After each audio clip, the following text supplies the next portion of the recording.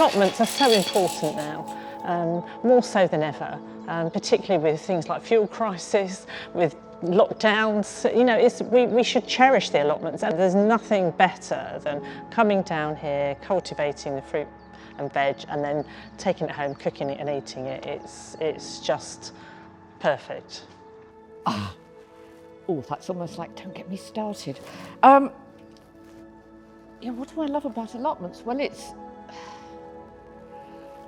it's being able to have your own piece of land and grow things. I mean, it's owning a piece of land, renting a piece of land, makes me feel very medieval, like medieval strip farmers. I think it's fantastic. It's so, there's something very, I'm going to say magical, about allotment environments, because they're such a microcosm of everything. You've got the birds, the insects, and people just digging in the earth. Yeah, I mean, before we even had kids, we've always been interested in sort of the idea of self-sufficiency and growing our own veg, and, you know, trying to eat healthily and tread lightly on the planet, I guess, in a way. And obviously that, in a way, it felt even more important to like continue that once we had kids, and to like have them sort of try and get them to absorb that message a little bit in a way, to like be able to try eat a variety of food, see how it's grown, where it comes from, and yeah, and sort of encourage them to, in the same way, sort of tread lightly on the planet a little bit.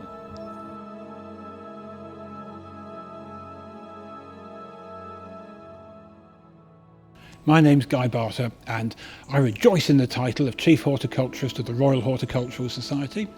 And I had my first allotment when I was aged 14, which was a very long time ago. There's a whole load of lessons in life that allotments can teach us, and of course they can teach children more than other people perhaps, because children are often somewhat surprised to realise that potatoes come out of the ground and not out of a bag of oven chips. When we were growing asparagus before, the kids sort of said, oh, we really like that. We ate all of our crop, and then they wanted more, and we had to kind of explain to them, well, you can't, because it's just not the time of year. So I think that has made them a bit more aware of the seasons. These sort of little moments where the sun's shining, the birds flying around, it's silent, and just sort of little moments of sort of bliss and wonder, I guess. And yeah, it's just really nice. It takes you, like, brings you back into like the moment rather than all the other things that are going on. Yeah. I was diagnosed with breast cancer a couple of years ago now, and I kind of threw myself at it in the same way I throw myself at everything else. It's like it just needs to be fixed. What do I do? Because the thought of dying doesn't frighten me. Living scares me to death sometimes, but dying's got to be easy, isn't it? And obviously it's not nice telling your kids, but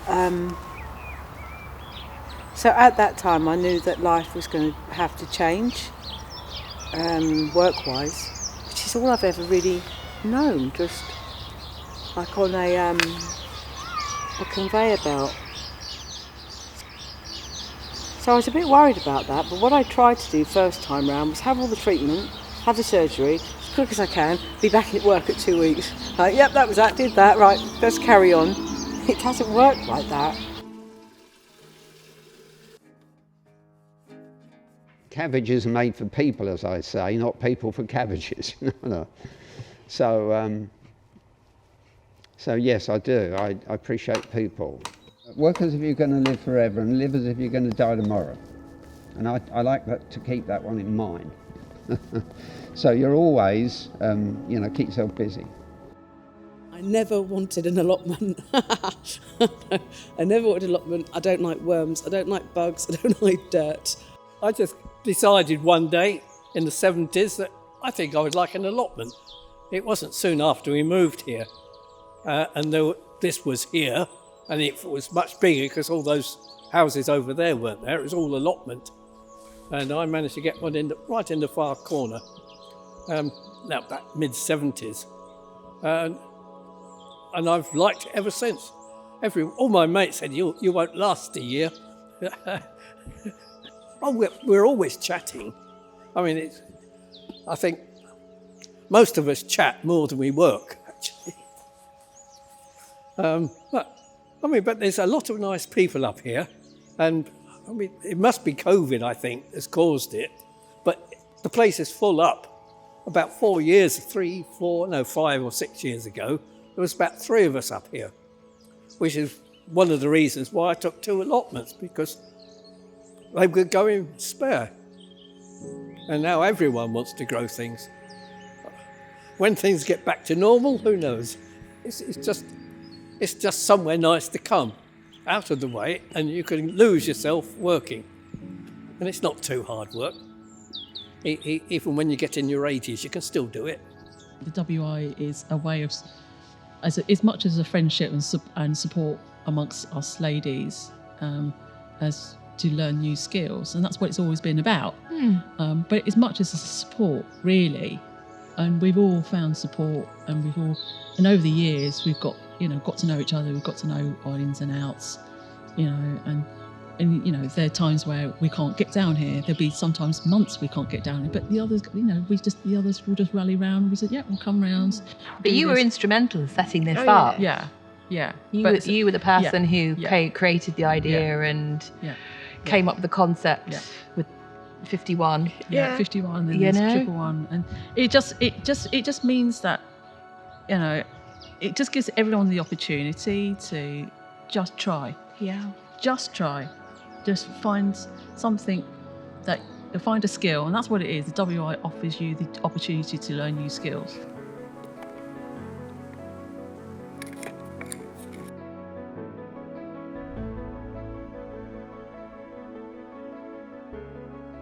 So when I told my then fiance we got an allotment, it's like brilliant. And then he's like, "You're not going to be doing much work on this, are you?" I was like, "Oh, found me out, No, I'm not." And then I did a little sketch, and I did archways, wildflowers, herbs, down to a greenhouse, bunting, made it, and I turned it into that. Like, it was a miracle, coming back down here saying, how have I done? This was just a slab of grass to the flower garden. I think you must have seen it in the summer, didn't you? Poppies and cornflowers and I can't remember what other things, really beautiful things. And then little stepping stones, and then coming through to the herb area. I never would have envisaged for me to make something and then walk through it and enjoy it. And then I think I said to you, didn't I, on the phone, that my friend was diagnosed with cancer at the beginning of lockdown, and so she'd not seen any of it, and she's free of cancer now and she looks amazing. And I brought her down here to sit with a bottle of champagne, and that was a moment that neither of us thought would ever happen. And so it isn't just an allotment, I'm going to grow some potatoes. It becomes a part of your story.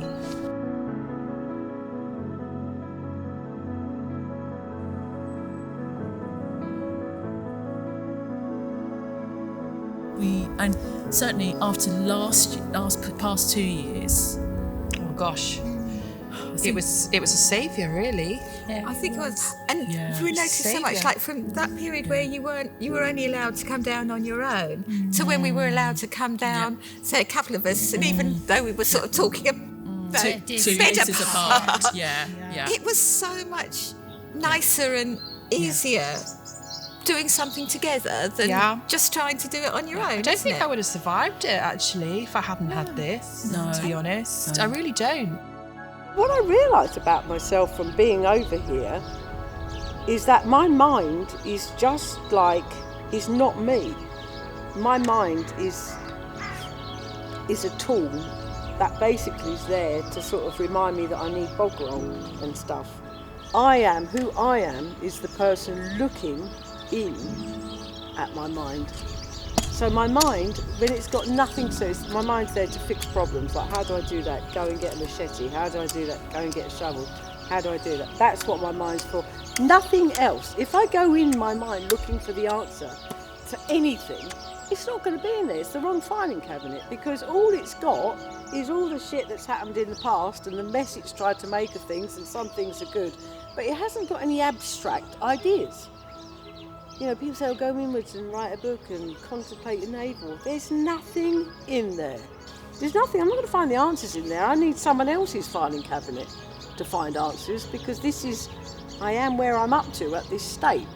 So there's no point in looking in there. There's nada. And now, like, I've looked back over my life and it's always been structured. My day has never been my own, ever. Because I went from being a kid to being a mum to working, so it's always been dictated. And this place literally has opened up a whole new time zone, time warp, time. I never know. Obviously, I've still got my commitments and times where I work and do stuff. But when I've done them and I'm just here, I've literally I am simply alive. You have to kind of allow yourself to find it. And it's the gift that keeps on giving. The last couple of days where the sun comes out, literally I open my eyes and I think, throw everything in a bag, come over, it's like, there's a snowdrop, there's a this, there's a that. It just amazes me that it's all been, there's like what am I now, 58? There's acres, in the last year, there's literally acres of my nature that I've discovered that did not know existed from here, just from being here alone.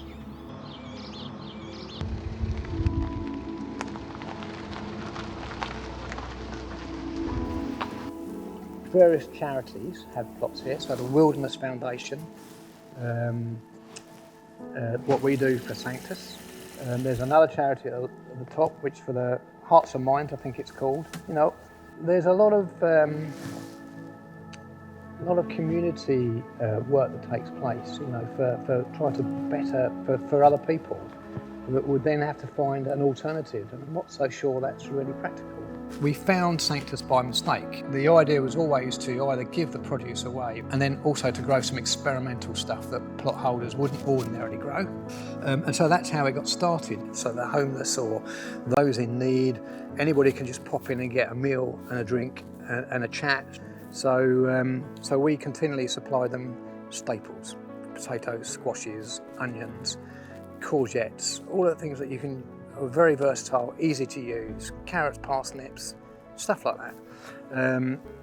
And one or two more experimental bits and pieces, which they often ask, what do we do with that one then? And that's how it all got going.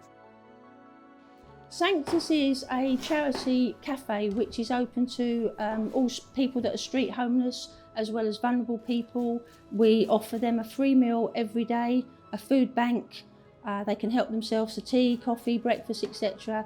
And as I said, it's all self-funding. We rely on donations and grants and the generosity of other people, like we do with the people from the allotments that give us food every couple of weeks. The difference between the fresh vegetables is obviously the flavour. I mean, we're very grateful for what we get from the wholesalers, but you can't beat fresh veg that is grown off an allotment. I mean, I've brought up with food from allotments, and it is so nice that people give us this beautiful fresh ingredients, so we're able to give it to our service users, not only in the daily food, but able for them to take it home and use it, because you just can't beat fresh ingredients.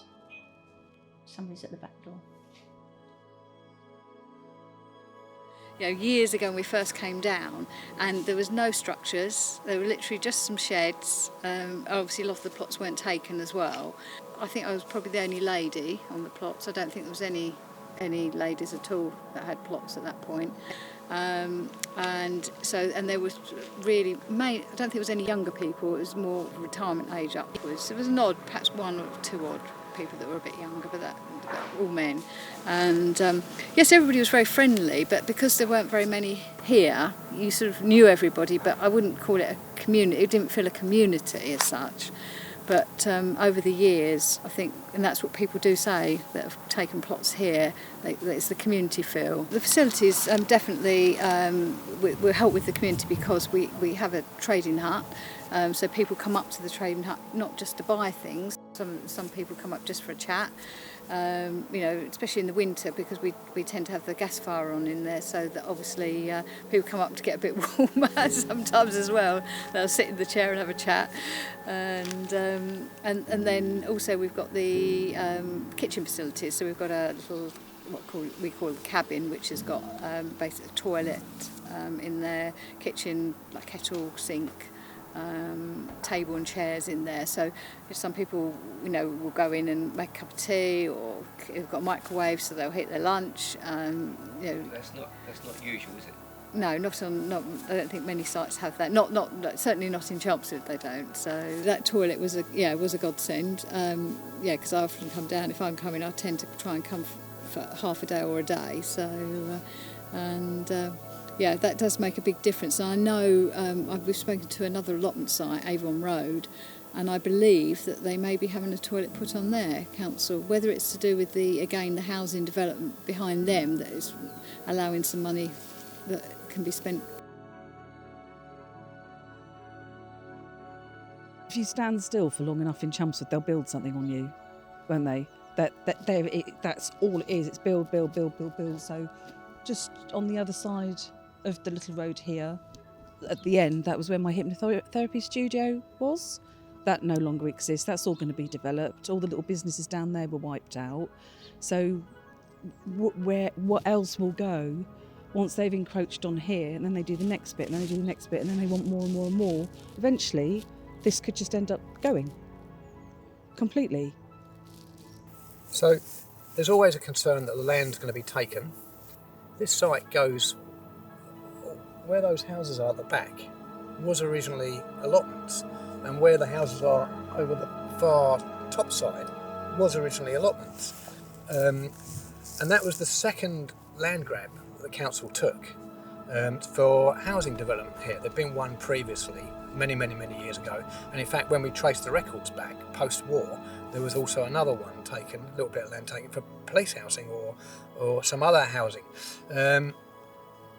And they're supposed to be protected, but when they took the land, I think only 25 or 30% of the plots were taken. It would be really disappointing if these types of pieces of land were lost, because some of them developed really great communities. Some of them have, I can't speak from a great deal of knowledge, but would be lots of plot holders just doing their own thing, but they're doing their own thing. But where you've got sites, which we can speak from our own experience, where you've got a willing committee, an association that runs various bits and pieces, does plenty of maintenance so that the council would have to keep coming down, and actually wouldn't come down probably because it's too small key. It develops that sense of well-being, sense of community, sense of belonging, and I think we'd all be pretty poor if we lost some aspects of that. I was standing in a supermarket one day and I'm looking, this is a few years ago now, and I'm looking at the leeks. It's about this time of year actually. I'm looking at these leeks and they look really ropey. They were in a plastic bag wrapped. And I just stood there and I went, oh. And this old lady came up next to me and she said, well, they don't look very good. I went, oh, the quality of the food. And she went, grow your own. Yeah. She went, don't moan about it, do something about it. And I thought, oh, you were quite forthright. And I stood there and I thought, maybe I should. I really wanted an allotment. And so I saw that this one was available and I was looking through and I was like, oh yeah, there's a couple there. And I applied and then they was like, sorry, there's no plots available, so you can't have one. And I was thinking, fucking liars, like there definitely is plots available. So then, to prove that there was plots, I marked on Google Maps in yellow all of the plots that were, taken, and in red all the ones that were free. And yeah, they basically got back to me very shortly after and were like, oh, Mrs. Selwood, a plot has become available. So yeah, I got the plot and it was great. It's a lot of work and it is, and we've planted a few trees, a few bushes, got some apple trees and we've got some berries and various things, but really the proper groundwork, it hasn't been done. It's not really self-sustaining. I come here the other day and had to pull some thistles out because they spread like wildfire. So now I'm in this sort of stage of realising I need to let go. I think there's a case for adding more allotments. There are occasions when allotments come under threat from development. In more congested cities where the pressure on land is very high, allotments are seen as a soft target, and I think there's a strong case for promoting them, and particularly in these areas, getting elected representatives involved, because that's the most important thing when it comes to influencing councils, and showing that allotments are doing a social as well as an economic good for the community. To get that community and sort of human interaction, physical human interaction, like we're sitting here today. Yeah. Really, it got to the point where this was the only place we got it. You know, I think they've and the other plot holders all said the same. Yeah. They said, you just, apart from your immediate neighbour, you are not seeing anyone. So to be able to come up here and have a 2 metre apart chat with some other people was a friendly face, which is not your family. It was very supportive. You could tell it was supportive to others as well. Yeah, I mean, it was just joy to see a friendly face. Yeah. Really, really nice. And if anything, there was more people on the allotments than I've ever seen. Normally, you barely see a soul up here. And then during the lockdown, it was just like, oh, hello. Hive of activity. It was. Plus the weather was so nice. It was. Yes. Why do you get your best summer ever? Yeah, absolutely. That was a real blessing, wasn't it? But the thing is, I mean, that was the other reason why we picked this place, because we've got such great facilities. We've got the kitchen, the toilets, free wood chip, free horsey poop, Parking. It is so perfect. Brilliant parking. Water on tap. It's perfect. When it's on. To be fair, when it's on or not leaking, when it has to be turned off. But if it's not, the only little drawback is our little darling, friendly, furry badgers. The badgers. Bless but then that's nature, isn't it? It is nature. Exactly. And you've got to work with it. Exactly. We can share a little bit. Yeah.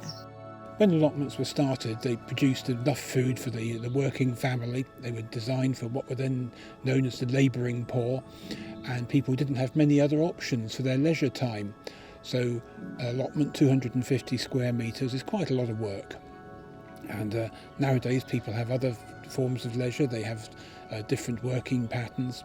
And so I think allotments have to be more varied in size. 1/3 size allotments is often enough for people.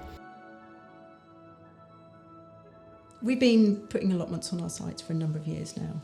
And what allotments can do is bring everybody together on that site. I know from my own personal experience that I have an allotment, and actually that's really introduced me to a lot of people that I wouldn't have known. So people that live 2 or 3 streets away that I didn't know before. My little boy's made friends with people that he wouldn't have naturally made friends with before, and that's for a whole different range of ages. You may have people from the village or the town coming into that site, and it's really helping develop those friendships, and that's what we want to encourage. We're really trying to get that integration in the development and also with the wider communities, because the range of allotments we provide is not only for our new residents on some sites, it may be an extension of another allotment, or you may have people from the village or the town coming into that site, and it's really helping develop those friendships, and that's what we want to encourage. I do think if people just had a little bit each, it would be much more likely they'd come down and they'd help. If these plots weren't so big, so many more people would take them on. We have an idea of actually, what we're going to be building over the next 2 or 3 years, and they're all at different stages, those developments. But an example when we're looking at allotments is that over the next 2 years, we know that we've got over 1,000 quarter-size plots that are coming through. So for us, that's, we're really excited about that. That's across the country. That's not just isolated in one spot. So that's really going to make a difference for people. I'm really supportive of overall housing development. I used to work in housing and I know how important housing is, particularly affordable housing. So I'd like to think that the City Council will be allocating a proportion of the housing that they're proposing as affordable housing. Usually it's around about 35%, so I'm all in favour of that.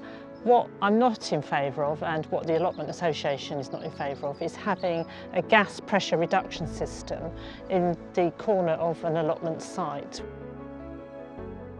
We do need to recognise when we're being fleeced. You can't literally take everything and then look like the valiant person giving back some of it. And that's what's happening. If we lose it, it will upset me, because most of the time, you know, like a free time when I want just to spend time on my own, fresh air, everything, digging and planting and we things. do work hard on them, don't yes, we? it helps our mentality as well. Even our exercises, we can't go for exercises, but when we come to the allotment, we are doing our exercises there. I used to spend hours down here. Well, it also classes as exercise, so that's very good. Stops you from turning into a complete bumblebee through lying in front of the television eating unsuitable snacks. And also during COVID, so many more people started having plots, and that was fabulous. Everything will go down because we won't be doing the exercises, we won't be, and thinking, you know, mentally it will affect us. That's why we need the allotments.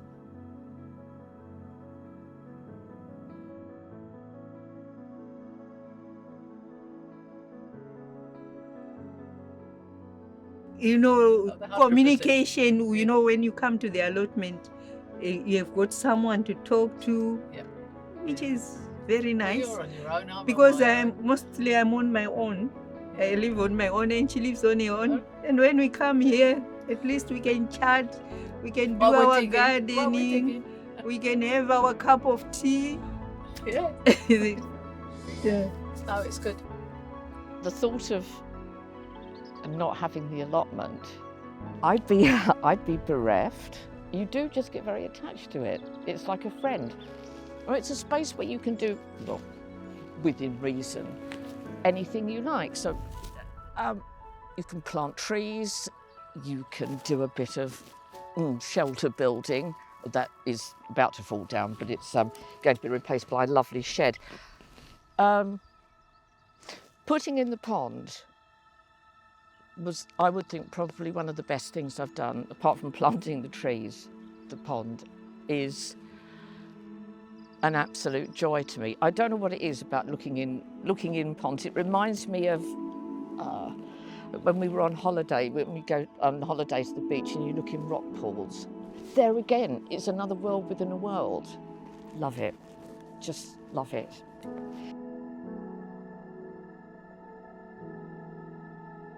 Back in the summer, we opposed the development of the gas pressure reduction system, but unfortunately we were not successful. So we're getting a new community facility to replace this old Nissen hut. Be worth it. We've got a pretty good community spirit down here anyway. People do socialise and that is already there, but I'm not convinced that we will get exactly what we want. The jury really is absolutely out for me, and I think many other people here. Time will tell.